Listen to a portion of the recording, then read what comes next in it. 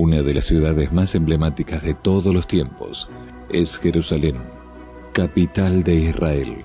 Con casi 800.000 habitantes, esta metrópolis aún revela a sus habitantes vestigios de los grandes acontecimientos que se dieron allí. En las Escrituras se presenta cómo el pueblo israelita conquistó Jerusalén bajo el liderazgo del rey David. Pero, ¿quiénes habitaban esta ciudad? ¿Quiénes la construyeron? ¿Cómo los hallazgos de la arqueología se conectan con los eventos bíblicos del Antiguo Testamento?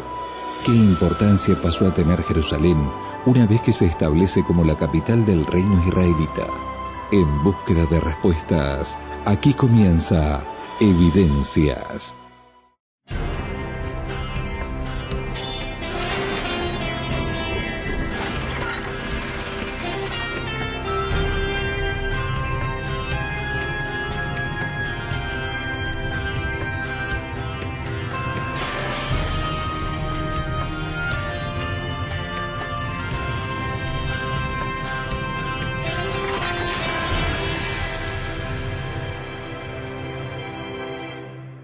La ciudad de Jerusalén está situada actualmente en la nación de Israel. Antiguamente se conocía como la región de Palestina, o bien antiguamente, mucho más antiguamente, Canaán.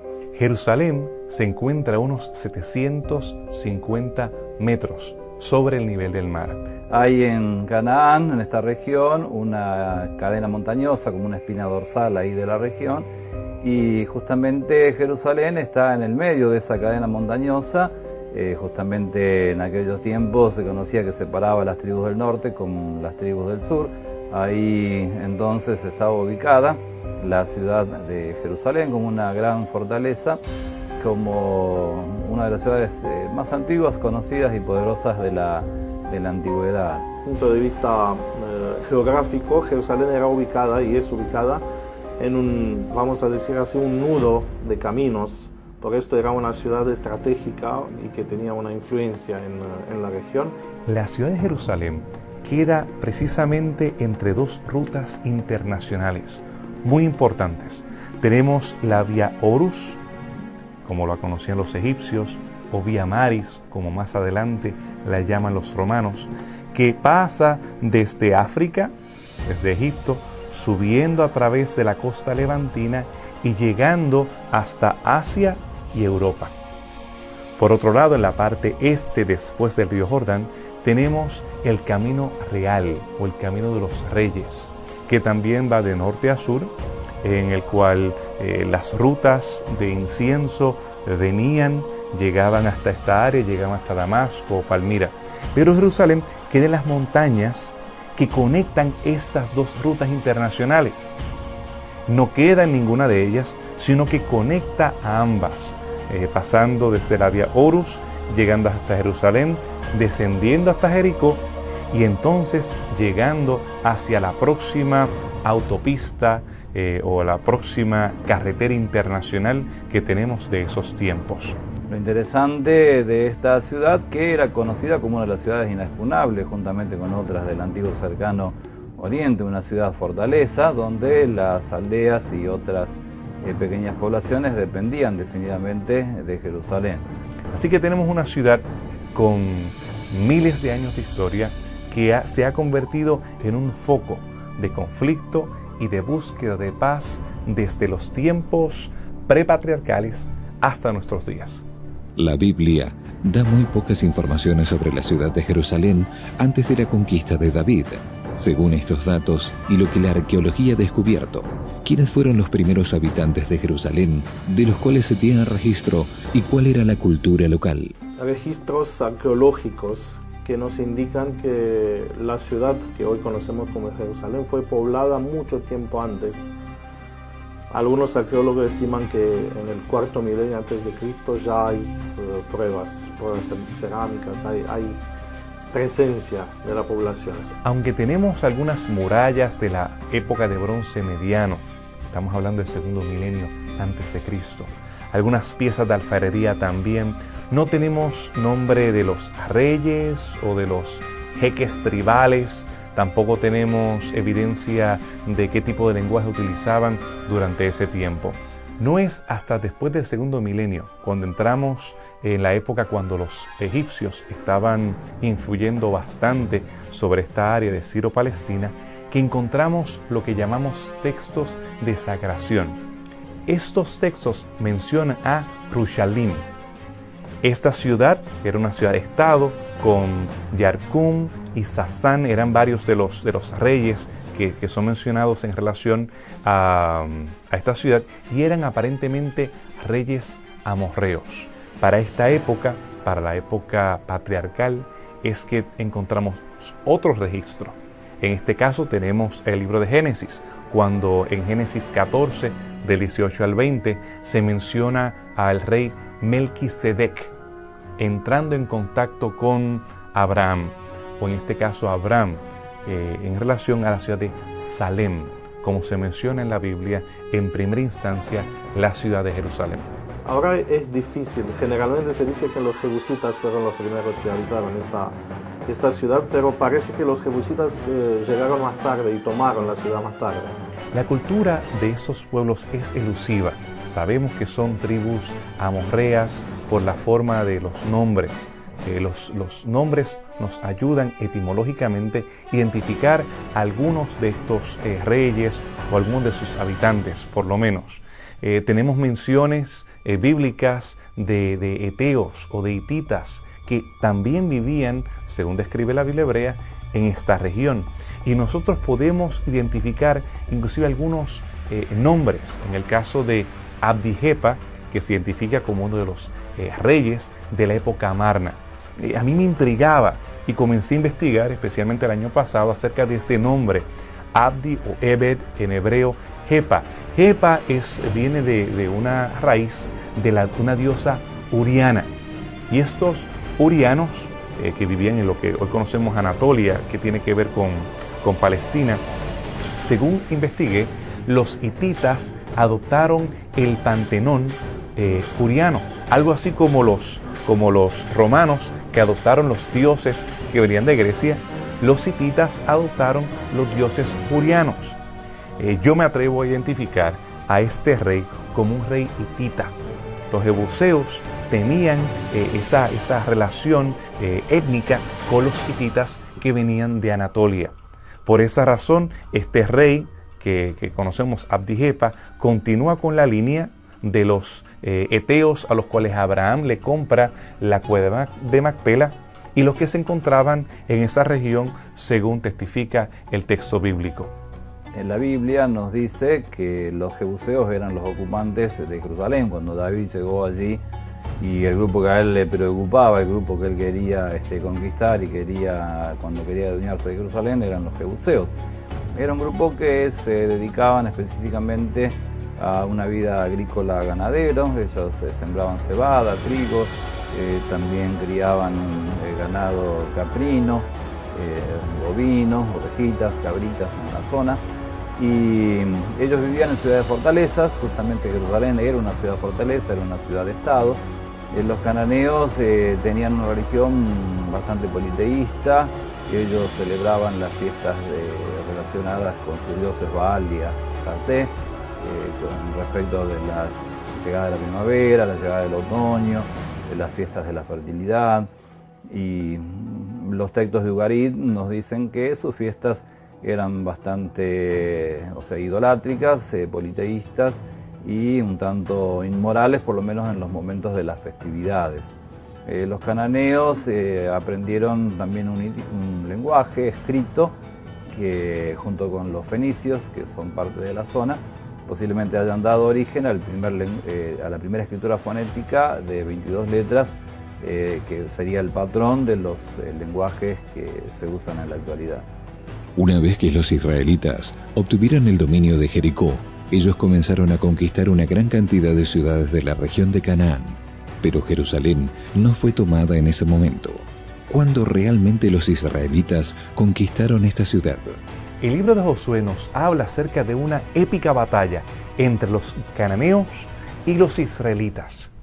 Tenemos que los israelitas habían hecho una alianza con los habitantes de Gabaón, y ahora unos reyes cananeos, ellos siendo dirigidos por Adoni-Sedec, Recordamos a Melquisedec, el rey de Salem, quien era el rey de Urusalum. Era la ciudad cananea, jebusita, la ciudad que estaba entonces siendo la principal de las ciudades de esta coalición en contra de los hebreos. El libro de Josué nos describe que la ciudad o que la coalición fue destruida y que ellos fueron vencidos, pero no nos dice que la ciudad cayó en manos de los hebreos. Inclusive en el libro de los jueces reconoce, jueces 1:21, 19:10, se reconoce que esta ciudad estaba en manos de los jebuseos, estaba fuera de la esfera de influencia o del control de los israelitas.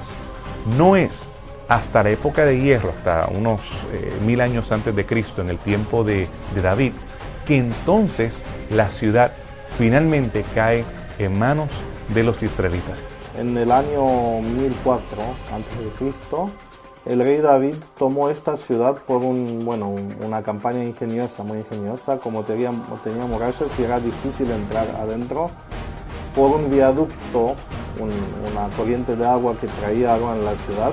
Sin embargo, no hemos determinado exactamente cuál era ese túnel. Realmente no estamos seguros.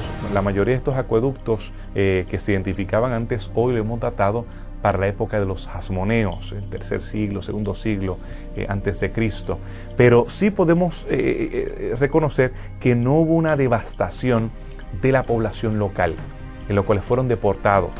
¿Por qué? Porque el texto mismo lo sugiere.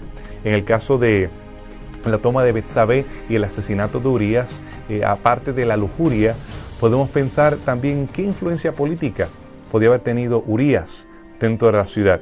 En el caso de Ornán, porque hasta ese momento ese lugar, que era el lugar más importante en la Acrópolis, estaba en manos de un hitita.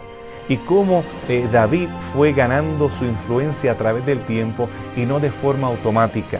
En muchas ocasiones pensamos que estas conquistas ocurren de la noche a la mañana y no reconocemos el proceso político que tiene lugar, convenciendo gente. Las personas no le agradaba este asunto del genocidio. Pensamos siempre en términos de matar a todos los habitantes.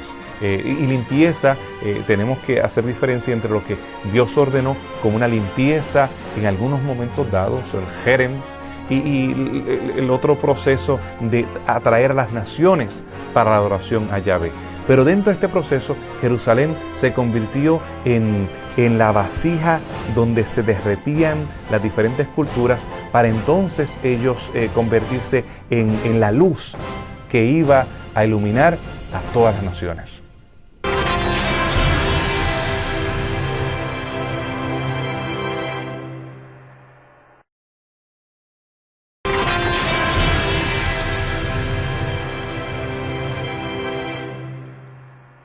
En Jerusalén tenemos varios periodos representados. Apenas hemos encontrado algunas vasijas.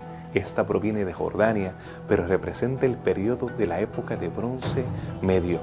De Jerusalén sí encontramos esta vasija que tenemos de la época de hierro, 1000 años antes de Cristo, la época del rey David.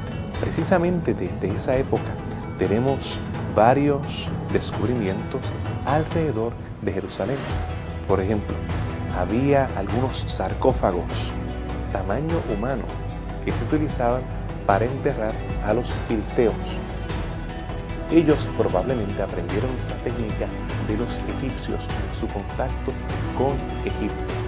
Algunos de estos sarcófagos antropomórficos de forma humana han sido rescatados en Ecrón, Asdod, Ascalón, las ciudades de la Pentápolis que quedaban en la frontera con el territorio de Israel. Esas ciudades-estado estaban en conflicto durante toda la época de hierro. También en Jerusalén tenemos una inscripción muy importante. Esta inscripción fue encontrada en un túnel a eso de 1880. Se llama la inscripción del rey Ezequías. En esta inscripción, que es escrita en protohebreo, los trabajadores relatan de cómo ellos estuvieron buscando encontrarse con sus compañeros del otro lado del túnel, no es una inscripción monumental, tal vez promovida por el Estado o de forma oficial. Es simplemente el recuento de trabajadores que estaban buscando encontrarse cuando estaban preparando ese sistema de acueducto que estaba siendo preparado de forma rápida para el enfrentamiento entre las fuerzas asirias y los ejércitos judianos comandados por el rey Ezequías. Estos son los valientes que se estaban preparando para el sitio de Jerusalén. Jerusalén es una de las ciudades más importantes de la antigüedad.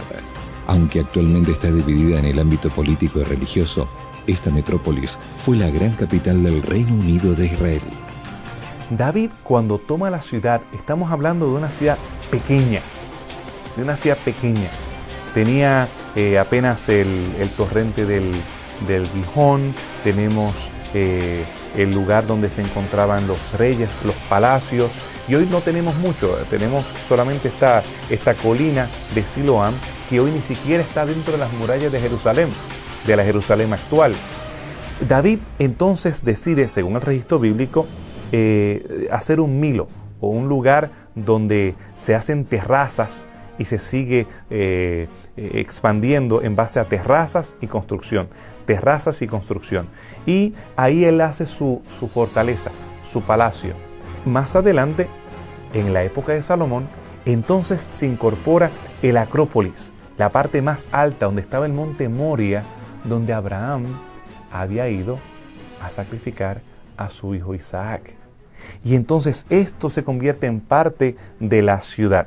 Una vez instalado así, la monarquía israelita, en la persona de David, después el sucesor fue su hijo Salomón, entonces Salomón construye aquel famoso templo, el templo de Israel, que sería una verdadera maravilla del mundo, por lo menos se la conoce a través de los relatos históricos, los relatos bíblicos, de lo fabuloso de la construcción de este templo tan rico, tan bonito.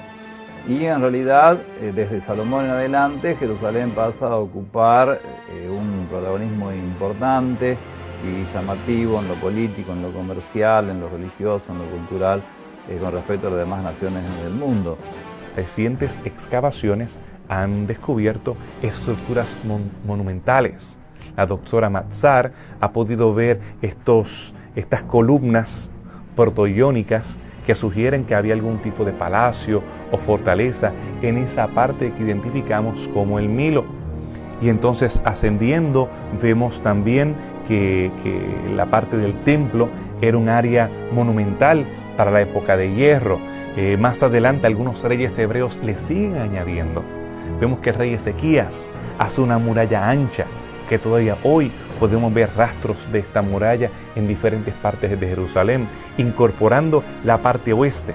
Esto después del año 722 o 721, cuando Samaria cae y entonces muchos refugiados llegan y él los incorpora. También tenemos el torrente, el estanque de Siloam, que tenemos el túnel de Ezequías, que también es evidencia de ampliaciones monumentales que hicieron los reyes judianos a través de la época de hierro. Y la Biblia nos dice que Jerusalén, y por su ubicación y también por la importancia que tenía desde el punto de vista religioso, era por lo menos para Israel un centro importante. Esto es muy interesante, que aunque el imperio fue dividido, el reinado de Israel fue dividido en dos partes, el centro religioso era vinculado con el templo. Es muy interesante que Dios no dejó que tengan muchos lugares de adoración. Antes la gente tenía altares, tenían una adoración, vamos a decir así, privada o casera. Pero cuando Dios instituyó su sistema de adoración nacional, y los planes de Dios era que sea no solo nacional, sino que sea más amplio. Y esto lo podemos ver en el relato bíblico, en las profecías sobre Jerusalén, un centro de atracción religiosa. De hecho, pasó a ser una de las ciudades mimadas por los emperadores, de turno, ya sean los babilonios, los caldeos, los egipcios, o los griegos y los romanos, ciudad que de alguna forma siempre llamó la atención, y los emperadores querían llegar allí, conocer, ver y en todo caso proteger también. La ciudad de Jerusalén, en realidad, hasta el día de hoy sigue siendo una de las ciudades más llamativas del mundo, hoy conocida como Ciudad de la Paz, y un patrimonio de la humanidad. A medida que se sucedieron los reyes israelitas, Jerusalén fue creciendo y desarrollándose en estructura e importancia. Uno de los momentos de gran expansión fue durante el reinado de Ezequías. La Biblia revela que en ese período el profeta Isaías fue informado por Dios que futuramente la ciudad sería conquistada. ¿Cuándo se dio esta primera destrucción de Jerusalén? ¿Cuáles fueron los motivos que las Escrituras presentan para este acontecimiento? Ezequías, quien fue responsable de bastante de la expansión de Jerusalén, con la muralla, el túnel y varias estructuras que él construyó durante su tiempo, es quien recibe un fatídico mensaje. Después de él haber sido sanado, en vez de darle gloria a Dios, cuando llegan los emisarios babilonios, él les enseña las riquezas precisamente. Isaías le advierte: todas estas riquezas que le has mostrado a los babilonios, ellos se las han de llevar. Él escuchó la voz y solamente le dio gracias a Dios porque no iba a ser en sus días. Después de morir este fiel rey de Israel, vino su hijo Manasés, que fue un depravado, un hombre que llegó a sacrificar a sus niños al fuego.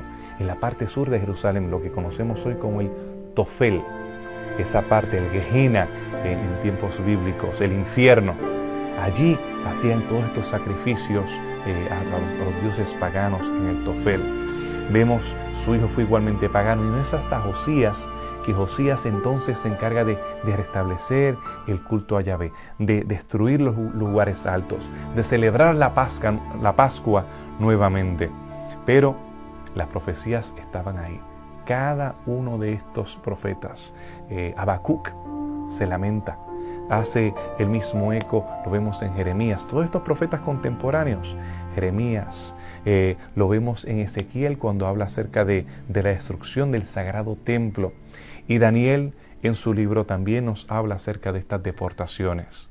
Cuando Dios hizo el pacto que Él será el Dios y el Rey de Israel, esto significaba que Él también va a proteger. Pero este pacto tenía y la otra cara de la moneda que Dios había prometido: si ustedes no son fieles a este pacto, yo haré algo. Y una de las amenazas que siempre han tenido que vivir los que vivían en Jerusalén fue esto, que si no somos fieles, Dios nos va a dejar en las manos de los extranjeros. Las profecías del pacto del Antiguo Testamento, en los libros de Deuteronomio, Números, Levítico, mostraban que Dios va a dejar esta ciudad en las manos de los paganos, como decían ellos, de los extranjeros. Y así fue. Tristemente, esta ciudad no se arrepintió y las profecías se cumplieron sobre ella. El último de los reyes de Israel, Sedequías, no pudo defender la ciudad contra la invasión del imperio de Babilonia, y Nabucodonosor fue el que entró en la ciudad, conquistó, tomó toda la ciudad. Tenemos casas quemadas, tenemos puntas de flechas, evidencia de lo dramático que fue el evento de la destrucción de Jerusalén. Nosotros no tenemos evidencia de la destrucción del templo, fue destruido totalmente, pero sí podemos ver en los diferentes barrios de la ciudad rastros de lo devastador que fue el ataque de los babilonios. Vicioso, tumbaron las piedras, arrancaron, demolieron, quisieron borrar de la faz de la tierra aquella ciudad rebelde, la cual Dios había profetizado que iba a ser destruida. Por muchos años, los israelitas estuvieron cautivos en Babilonia. El libro de Daniel presenta algunos acontecimientos que se dieron principalmente en la corte real, cuando el templo y los muros de esta importante ciudad fueron reconstruidos. De la misma manera que había sido profetizada la destrucción de la ciudad, fue profetizada su reconstrucción. En el pacto, donde era la sección de las maldiciones, había esta promesa que si vuelvan a ser fieles, Dios lo va a recoger de todo el mundo y lo va a hacer llegar a la casa a todos los que son fieles. Y vemos que durante el periodo persa, después del 539, cuando Ciro derroca a los babilonios, se le garantiza a los hebreos que podían regresar y reconstruir su ciudad. Lo interesante es que muchos de los judíos que habían sido trasladados en Babilonia se habían acostumbrado a vivir allá, tenían sus propios negocios. Así que volver a Jerusalén significó para algunos dejar cosas y muchos no dejaron nada, no volvieron. En realidad lo que volvieron fue un grupo mucho más pequeño de lo que vivían en diáspora. No es hasta después del periodo de Ciro, no durante su reinado, que el templo es reconstruido. No hay mucho progreso durante el tiempo de Cambises y no hasta el tiempo de Darío. Esdras y Nehemías fueron los sacerdotes o los escribas que impulsaron este movimiento y que también dirigieron por un periodo la reconstrucción de la ciudad. Hasta entonces todavía Jerusalén no había capturado el lugar prominente de capital de la provincia de Yehud. Es solamente hasta ese momento, cuando se reconstruyen las murallas, que Jerusalén se convierte en capital de esa colonia. Y como menciona la Biblia, nunca volvió a ser la grandeza y el esplendor del tiempo de Salomón. Pero la profecía había otras dimensiones y decía que en realidad la majestad de esta casa, de este segundo templo, será mejor que el templo de Salomón. Ahora garantizándoles que Sion no solamente tendría una muralla, no solamente tendría un templo, sino que también pronto tendría un Mesías.